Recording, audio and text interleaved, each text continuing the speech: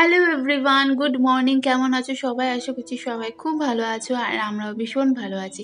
তো আজই হচ্ছে সানডে স্পেশাল ব্লগ আজকে শ্যুট করছি। তো দেখো তোমাদের দাদাভাই সকাল সকাল কত কি বাজার করে নিয়ে এসেছে। সবজি বাজার তো এনেইছে আর এদিকে দেখো মাছ আর মাংস দুটোই এনেছে।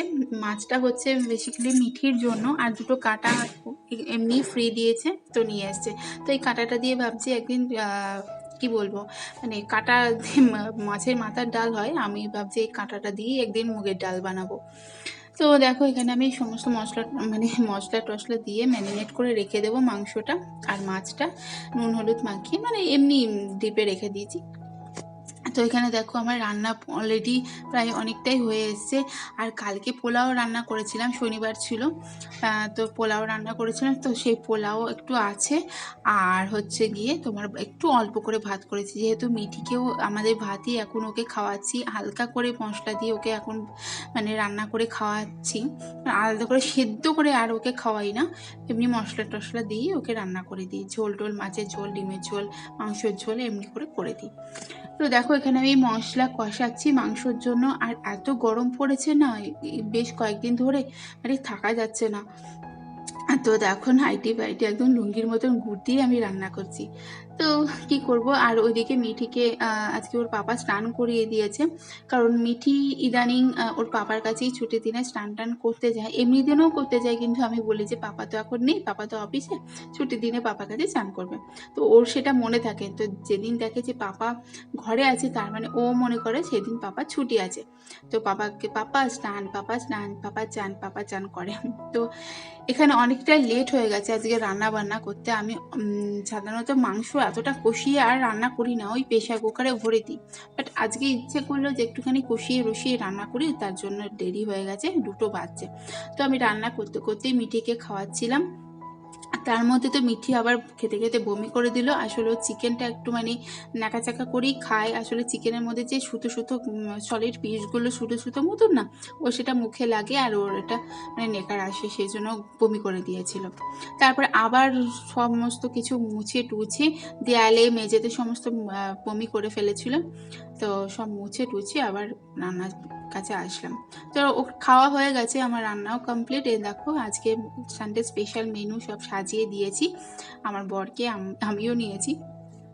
তো এক পাশে পোলাও নিয়েছি, এক পাশে ভাত নিয়েছি, আর চিকেন তো আছেই, একটু চাটনিও ছিল, আমের চাটনি। আর যে আলুর দমটা বানিয়েছিলাম, তো সেই আলুর দমটাও একটু ওকে দিয়েছি, আমি নেবো না, আলু ওই পোলাওর সাথে খাবে বলে দিয়েছি। আমি তো চিকেন দিয়েই খাবো, আমার অত কিছু লাগে না খেতে গিয়ে, অল্প একটু কিছু হলেই হয়ে যায়। তো এখানে দেখো ওকে বললাম যে তুমি একটু ক্যামেরাটা সেট করে দাও, ওর ফোনের ক্লিপ এটা। তো ক্যামেরাটা সেট করতে গিয়ে এত ফোন আসছে সারা দিন, জানো না এই ছুটির দিনে না আমার ভালো লাগে না, এত ফোন আসে সকাল থেকে রাত পর্যন্ত, আমার মানে এক একদিন আমি বিরক্ত হয়ে যাই, রেগে যাই। তো এত ফোন কেন আসে? তো ও তোমাদের দাদাভাই বলে কি করবো, কাজের মানুষ তো ফোন তো আসবে, কিছু তো করার নেই। তো হ্যাঁ, কাজের মানুষ তো ফোন তো আসবেই কাজের ব্যাপারে, তো কিছু করার নেই। তো যাই হোক চলো খেয়ে নিচ্ছি।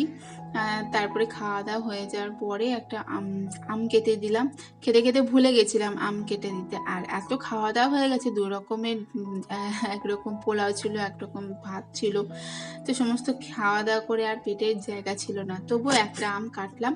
আর এই আমটা মানে হিমসাগর নয়, ঠিক আছে, আর তোমাদের দাদাভাই আবার হিমসাগর ছাড়া আম খেতে পছন্দ করে না। তো আমরা কি আম জানি না, ওই হিমসাগরের কাছাকাছি কি একটা আম বটে। তো আমি একটুখানি কাটতে কাটতে খেয়ে দেখলাম ভীষণ মিষ্টি, তো আমি ওকে বললাম যে খাও, মিষ্টি, ভালো লাগবে খেতে। তো মুখটা দেখো না কেমন করছে।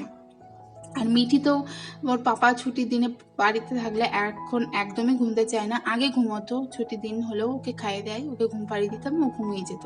বাট এখন ও ঘুমোতে চাইছে না। তো বাবার সাথে দেখো না কি যে করে না, ও যত বড় হচ্ছে দুষ্টুমি বেড়ে যাচ্ছে। আর বাবার সাথে এত খেলাধুলো করে, বাবাকে মানে তিষ্ঠতে দেয় না, একটু শুতে দেয় না, একটু বসতে দেয় না। তো এইগুলো ছোটবেলায় আমিও করতাম, আমার বাবার সাথে অনেক খেলাধুলো করতাম, বাবাকে সাজিয়ে দিতাম, চুল বেঁধে দিতাম। তো এখন ওইগুলো অতটা মিটি করে না, ওই যে চুল টুল আঁচড়ে দেয়, চিরুনি দিয়ে তারপরে বউ সাজিয়ে দেয়, অনেক কিছু করে অ্যাক্টিভিটি ওর বাবার সাথে করে, যেগুলো মেয়েরা করে বাবার সাথে। তো এগুলো দেখে আমার খুব মানে পুরোনো দিনের কথাগুলো মনে পড়ে যায়, ছোটোবেলার কথা। আমিও এরকম করতাম। আসলে মেয়ে তো, বাবাদের প্রতি একটা আলাদাই টান থাকে। আমার মেয়েটাও তো মেয়ে, তো ওর ওর বাবার প্রতি একটা আলাদা টান। তো যাই হোক, চলো আজকে ব্লগটা আমি এখানেই শেষ করছি। টাটা।